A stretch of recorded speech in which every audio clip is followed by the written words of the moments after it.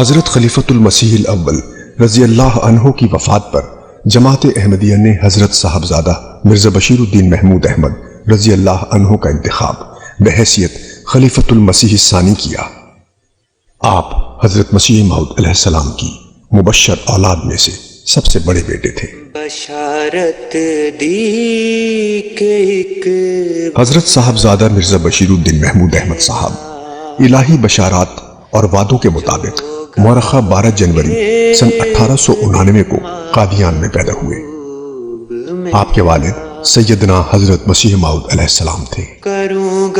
آپ کی والدہ سیدہ نصرت جہاں بیگم صاحبہ کا تعلق دہلی کے معروف حسنی سادات گھرانے سے تھا، جس میں حضرت خواجہ میر درد رحمت اللہ علیہ معروف ہیں۔ حضرت صاحبزادہ مرزا بشیر الدین محمود احمد صاحب 14 مارچ سن 1914 کو خلیفۃ المسیح منتخب ہوئے۔ آپ کا دور خلافت 51 سال اور 8 ماہ پر ممتد ہے۔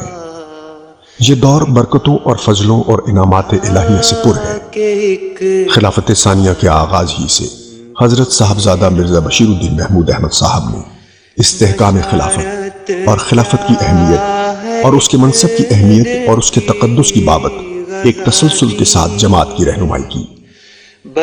خلافت ثانیہ کے دور کا ہر سال اعلاء کلمت اللہ کے میدان میں جماعت احمدیہ کی ناقابل فراموش خدمات سے عبارت ہے۔